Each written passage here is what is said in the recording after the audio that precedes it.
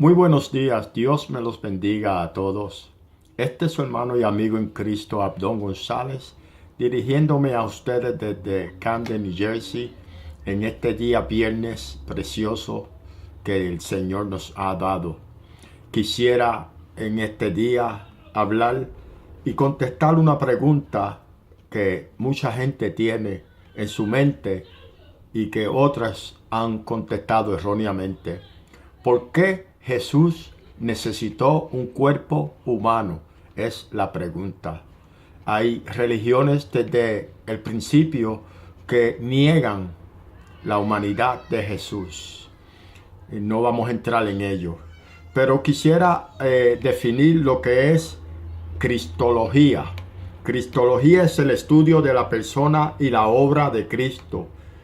En especial, la rama de teología que lidia con la humanidad y divinidad de Cristo y la definición del logos. ¿Ok? Eso es lo que dice el diccionario cristiano, ¿ok?, que tengo aquí en mi librería.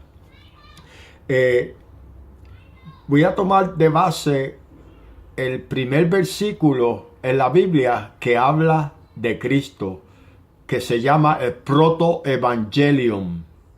Es Génesis 3:15. Y está Dios mismo, el Padre, hablando en esta profecía en Génesis. Dice: y pondré enemistad entre ti y la mujer, y entre tu simiente y la simiente suya. Esta te herirá en la cabeza, y tú le herirás en el calcañar. Ya ahí podemos ver que iba a venir un personaje descendiente de la mujer. Y te diste de cuenta que no habla del hombre. Quiere decir que era divino. ¿Okay? Dios intervino por medio del Espíritu Santo para que esta profecía se cumpliera. La voy a leer de nuevo. Y pondré enemistad entre ti y la mujer, y entre tu simiente y la simiente suya. Esta te herirá en la cabeza, y tú le herirás en el calcañar. Hay una palabra que se repite dos veces, refiriéndose una a la simiente de la mujer, un individuo que iba a venir de la mujer. No dice simientes, sino simiente, una plural, una sola persona. Pero también habla en plural de una sola persona. ¿Ok? A Satanás le dice también de la simiente, ¿ok?, de la simiente de Satanás. ¿Ok? Refiriéndose a una sola persona. Cuando tú vas al capítulo 4 de Mateo, tú vas a ver a Cristo confrontándose con Satanás. ¿Ok? De una forma verbal, de tú a tú. Tú me dices, yo te digo. Y ambos estaban citando la Biblia, usando la Biblia como medio de confrontación. ¿Ok? Hay un sinnúmero de razones por las cuales Jesús necesitó ese cuerpo.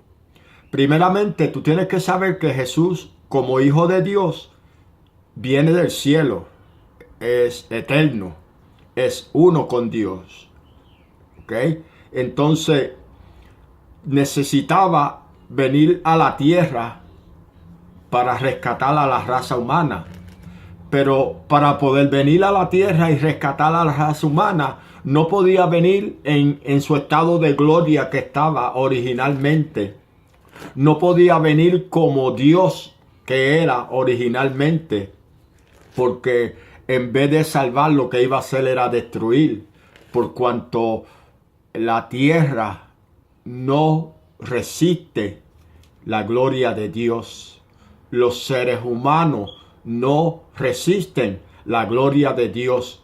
La naturaleza no resiste la gloria de Dios. Y Cristo estaba dentro de la gloria de Dios.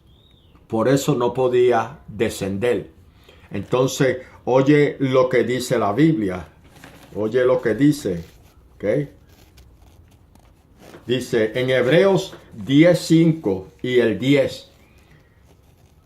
Por lo cual, entrando en el mundo, dice, sacrificio y ofrenda no quisiste, mas me preparaste un cuerpo.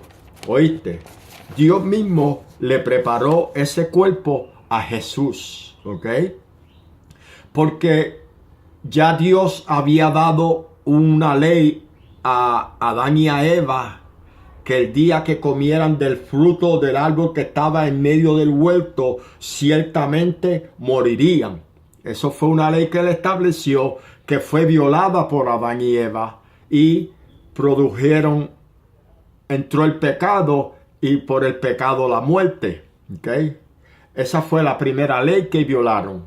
Más tarde Dios le da al pueblo judío, ¿okay?, leyes, estatutos, mandamientos, ¿ok? En total 613 de ellos que están en el Pentateuco, los primeros 5 libros de la Biblia, ¿ok? Y dice que ninguno de ellos pudieron cumplir la ley de Dios, ¿ok? So, Jesús viene, toma cuerpo, y la ley lo que hacía era que revelaba el pecado que estaba en nosotros, los seres humanos. La ley no quitaba el pecado. Los sacrificios que hacían los judíos en la antigüedad, que sacrificaban animales, no quitaban el pecado. ¿Ok? Entonces, era necesario que viniera alguien a cumplir la ley, ¿ok?, al pie de la letra, para que, cumpliendo la ley, pudiera tener control del pecado que la ley revelaba. ¿Ok? Y entonces, al tener control del pecado que la ley revelaba, tenía control de la muerte misma. ¿Ok? Oye lo que dice la Biblia. ¿Ok? Primera de Corintios 15, 55. ¿Dónde está, oh muerte, tu aguijón? ¿Dónde está, oh sepulcro, tu victoria? Ya que el aguijón de la muerte es el pecado, y el poder del pecado la ley. Mas gracias sean dadas a Dios, que nos da la victoria por medio de nuestro Señor Jesucristo. Porque fue Jesucristo el único que pudo cumplir la ley, los requisitos de la ley. ¿Ok? Entonces, como él fue el único que pudo cumplir los requisitos de la ley, él era el único que tenía el poder sobre el aguijón de la muerte y sobre el pecado. ¿Ok? Y, por ende, sobre Satanás. ¿Ok? Porque Satanás usaba el pecado para tener esclavo a la raza humana. ¿Ok? Y usaba la muerte para asustar, para tener esclavo mentalmente a la raza humana. ¿Okay? Por la cuestión del incógnito que había en la muerte, para dónde uno iba a ir después que moría. Ese era un incógnito que no había respuesta hasta que llegó Jesús y puso todo en la mesa y aclaró esa incógnita, ¿okay?, de a dónde va uno después que muere. ¿Alright? Seguimos aquí, ¿ok?, con Cristología. ¿Ok? Oye lo que dice el diccionario. La definición de Cristo en el griego es ungido, pero el concepto hebreo es Mesías. ¿Ok? Y cuando tú lo pones los dos, Jesús, que es el nombre humano, y Mesías, que es el título celestial, quiere decir el Salvador. Jesús, el Salvador. ¿Ok? Para eso vino Cristo, a salvar a la raza humana. ¿Ok? Entonces, pero para salvar a la raza humana, hacía falta derramamiento de sangre, porque sin derramamiento de sangre no hay remisión de pecados. Entonces, era necesario que hubiera un cuerpo donde se pudiera poner esa sangre que es santa. ¿Ok? Esa sangre que es santa. O sea, por eso es que a Jesús se le llama el unigénito Hijo del Padre. Te voy a explicar un poquito porque es que a mí me encanta la ciencia. Te voy a escribir, a ver si puedo un poquito, tú sabes, explicarte. En el ser humano, en el DNA, hay 46 cromosomas. Entonces, de esas 46, 23 pertenecen a la hembra y 23 pertenecen al varón. ¿Ok? Entonces, cuando hay la relación íntima para producir ese baby, ambos ponen su parte. En el caso de Jesús, no había un varón para poner las 23 cromosomas que necesitaba Jesús para nacer un varón. ¿Ok? Entonces, ¿tú sabes qué hizo el Espíritu Santo? Hizo sombra sobre María, oh Ramashe, que tarama. Y al hacer sombra sobre María, depositó las 23 cromosomas que hacía falta, que venían del cielo, de parte de Dios. ¿Tú sabes dónde sucedió eso también? En el huerto del Edén, cuando hicieron aquel muñequito de barro, ¿ok? Aquel muñequito de barro sin vida, ahí estaba inerte, y dice que Dios sopló, ¿ok? Y sopló vida, ¿ok? Y entonces sopló las 40 y algo cromosomas, las 46 cromosomas, Dios sopló en Adán. Por eso es que la Biblia dice que varón y hembra los sacaterama, los creó. Y después saca Dios de Adán, de una costilla, las 23 cromosomas que le pertenecen a la hembra. Terama, esto sí que es profundo. Y eso que es ciencia, imagínate, alabado Jesús. Y entonces Dios separa las 46, 23 y 23 cromosomas y le da 23 a Eva y 23 a Adán. ¿Okay? Pero en el caso de Cristo, María pone 23, ¿okay? Porque ya están ahí en el óvulo, pero necesitaba las otras 23 para producir un varón. ¿Okay? Y entonces el Espíritu Santo hace sombra y produce esas 23. ¿Por qué era necesario que fuera el Espíritu Santo que hiciera sombra?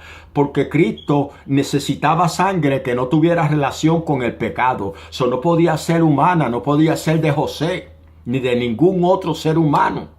Porque toda la sangre humana estaba contaminada. Entonces tenía que venir el Espíritu Santo a hacerle sombra, ¿ok? Para que la sangre de ese niño fuera del Padre. ¿Y cuál es el Padre? El del cielo, no José, ¿ok? Pero esto vamos a dejarlo para después porque eso es ciencia. Vamos a seguir con la Biblia, ¿ok? Mira a lo que vino Jesús, ¿ok? Dice, aboliendo en su carne las enemistades, la ley de los mandamientos expresados en ordenanza, para crear en sí mismo de los dos un solo y nuevo hombre. ¿Okay? Entonces, como Dios ya le había dado la ley a los judíos y los judíos no pudieron en la antigüedad cumplir la ley, entonces los no judíos, que se llaman gentiles, estábamos extraviados, andábamos sin fe y sin esperanza, sin un Dios. Casi todos nosotros éramos idólatras porque no conocíamos al Dios de Israel. ¿Okay? Entonces Jesús viene. Y cuando Jesús viene y cumple la ley, al cumplir la ley, redime a los judíos, pero al mismo tiempo redime y le abre las puertas a los gentiles, que masaca, terra, masa, que somos tú y yo. Entonces, de los gentiles y los judíos, Jesús viene y produce la iglesia. Cota, serrama. Ese es el nuevo hombre de que habla aquí la Biblia. La iglesia de Jesucristo, que son tanto gentiles como judíos, ¿ok? Todo aquel que invocare el nombre de Jesús será salvo, ¿ok? Ir por todo el mundo y predicar este evangelio a toda criatura. El que creyere y fuere bautizado será salvo, mas el que no creyere ya ha sido condenado. Y estas señales seguirán a los que creen. En mi nombre echarán fuera demonios, hablarán nuevas lenguas, tomarán cosas mortíferas y no les hará daño. Y si te muerde una serpiente, no te vas a morir. Para eso fue que vino Cristo, para crear un pueblo que se llama la iglesia de Jesucristo. ¿Okay? Vamos a seguir. Oye lo que dice Juan. ¿Okay? el Bautista cuando ve a Jesús. El siguiente día vio Juan a Jesús que venía a él y dijo: he aquí el Cordero de Dios que quita el pecado del mundo. ¿Tú oíste? En la antigüedad había que sacrificar un cordero, ¿ok? Y para usar la sangre para tapar el pecado, ¿ok? Tanto el sacerdote y como el que traía la ofrenda tenían que ser limpios con sangre o cubiertos, porque no eran limpios, eran más que cubiertos con la sangre de ese animal. Pero ahora viene Cristo y Juan lo señala como el Cordero de Dios que quita el pecado. No es que lo cubre, que lo quita. Y tú sabes que ese sacrificio que hizo Jesús, lo hizo una vez y para siempre, y ya está. En la antigüedad tenían que hacerlo todos los años, repetir lo mismo. Pero cuando viene Cristo, en este cuerpo que él tenía humano divino, toma el pecado de todo el mundo, se lo pone en su cuerpo. Toma las enfermedades de todo el mundo, se lo pone en su cuerpo y lo lleva hasta la cruz. Y allí lo crucifica. Cuando Cristo muere, muere el pecado y muere la enfermedad. Y muere la enfermedad. Cuando Cristo resucita, ya no hay ni pecado ni hay enfermedad, porque Cristo lo llevó el pecado desde Adán y Eva hasta el presente y hasta el futuro. Él llevó todo ese pecado, él llevó toda esa enfermedad. Te toca a ti reclamar lo que Cristo hizo por ti y por mí en la cruz.